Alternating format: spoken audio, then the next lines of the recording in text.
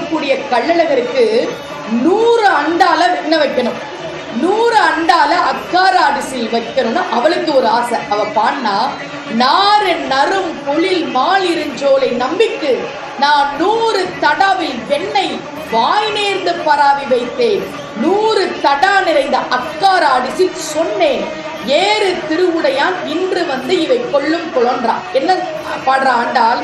அவளுக்கு ஒரு ஆசை, கள்ளழகரே நான் உனக்கு 100 அண்டால வெண்ணெய் கொடுக்கணும், 100 அண்டால அக்கார அரிசியில் கொடுக்கணும் பாடின ஆண்டாள். அதன் பிறகு ரங்கமன்னரோடு ஐக்கியமாகிவிட்டாள். ஆண்டாளுக்கு பிறகு பல 100 ஆண்டுகள் கழித்து அவதாரம் செய்த ராமானுஜர் இந்த பாசுரத்தை படிக்கிறார். ஆண்டாள் மனசுல இப்படி ஒரு ஆசை இருந்ததா? கள்ளழகருக்கு 100 அண்டால அக்கார அரிசியில் 100 அண்டால வெண்ணெய் கொடுன்னு ஆண்டாள் ஆசைப்பட்டாளா?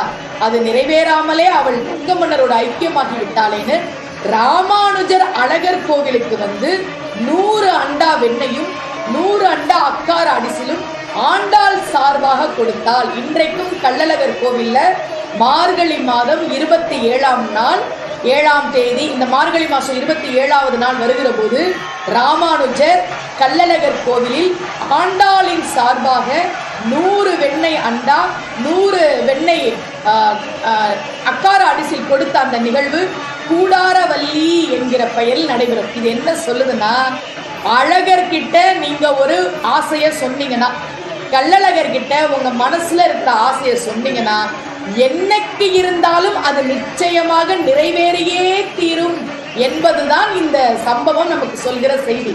அதனால்தான் பல லட்சம் மக்கள் அங்கே கூடியிருக்கிறார்கள். இந்த தண்ணீரை பீச்சி அடிக்கக்கூடிய அந்த வைபவம் என்பது ஆரம்பத்தில் இது சித்திரை மாதம் வெயில் காலம், புழுதி எல்லாம் வரும் இல்லையா, அப்படி மண் புழுதி வராமல் இருப்பதற்காக பீச்சி அடிக்கப்படுகிற அந்த சம்பவம் ஆரம்பிச்சாங்க. ஆனா நாளடைவில் அது வேண்டுதல் ஒன்று வைத்து அது நிறைவேறிய பிறகு தண்ணீர் பீச்சி அடிக்கிற ஒரு வைபவமாகவும் மாறிப்போனது. எப்படி ஆண்டாள் அழகருக்கு ஆசைப்பட்டு சொன்னதை அப்படியே வாழ்க்கையில் நிறைவேற்றி காட்டினாலோ, அதே போல நாமும் அழகரிடம் வைக்கக்கூடிய கோரிக்கைகளை அந்த பெருமாள் நிச்சயமாக நிறைவேற்றி தருவார். பல பேர் தண்ணியை பீச்சி அடிக்கிறதே நன்றிக்கடனாக தான் அதை பீச்சி அடிக்கிறார்கள். முதலில் நேர்த்திக்கடனாக தண்ணீரை பீச்சி அடிப்பார்கள்.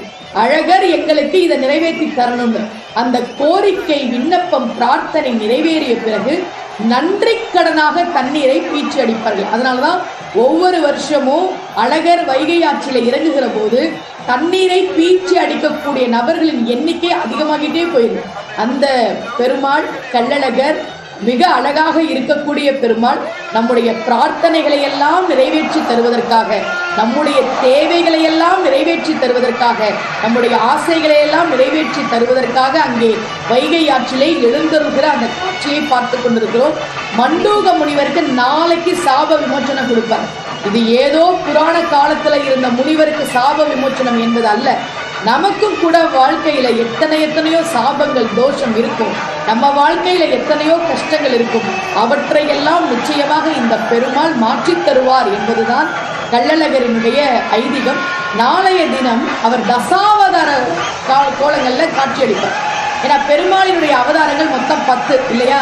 அதிலே 10வது அவதாரம் இன்னும் நிகழவில்லை. மீதி 9 அவதாரங்கள் இருக்கின்றன.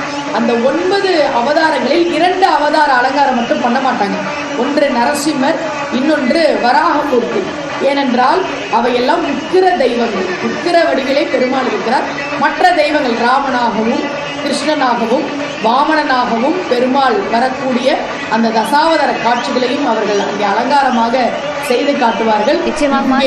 குறிப்பிட்டது மாதிரி நிறைய விஷயங்களை குறிப்பிட்டிருந்தீங்க. தங்க பல்லக்கு, தங்க குதிரை வாகனத்துல பச்சை பட்டுடுத்தி கள்ளழகர் ஆற்றில் இறங்கும் வைபவமானது அங்கு நடைபெற்று வருகிறது. பல லட்சம் பக்தர்கள் அங்கு குழுமி இருக்கிறார்கள். தொடர்ந்து கொஞ்சம் நேரடி காட்சிகளை பார்க்கலாம்.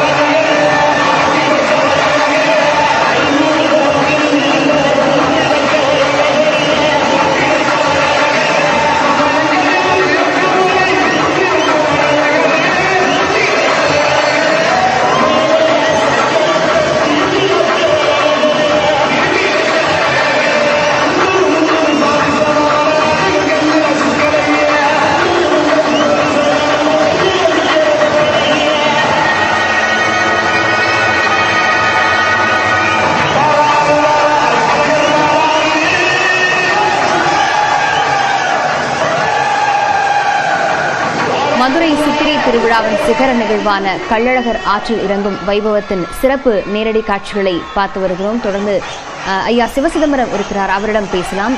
ஐயா, அம்மா சுமதி ஸ்ரீ அவர்கள் திரும்ப சொல்லியிருந்தப்போ என்ன சொல்லியிருந்தாங்க, நிறைய விஷயங்கள் வைகை நதியை பற்றி பேசுவதா, இல்லை கள்ளழகர் வரக்கூடிய அந்த வாகனம், குதிரை வாகனம், கருட வாகனத்தை பற்றி பேசுவதா, இல்லை கள்ளழகரினுடைய அழகு, அவருடைய பிரமிப்பை பற்றி பேசுவதா அப்படின்னு நிறைய விஷயங்கள் பற்றி எதை பற்றி சொல்றது அப்படின்னே தெரியல. அந்த அளவுக்கு அங்கு பக்தர்கள் திரும்பும் திசையெல்லாம் பக்தர்கள் தலைகளாகவே காட்சியளிக்கக்கூடிய நிலையில் இருக்கிறது. பெரியவர்கள் ஆன்மீக சிந்தனையில் ஒரு உற்சாகத்துடன் கள்ளழகரை தரிசிக்க வருகிறார்கள். சில காட்சிகளை பார்க்கும் குழந்தைகளும் கூட அங்கு மகிழ்ச்சியோட துள்ளி குதித்து விளையாடி வரக்கூடிய காட்சிகளை பார்க்கும். இதை நம்ம எப்படி பார்க்க வேண்டியிருக்கிறது?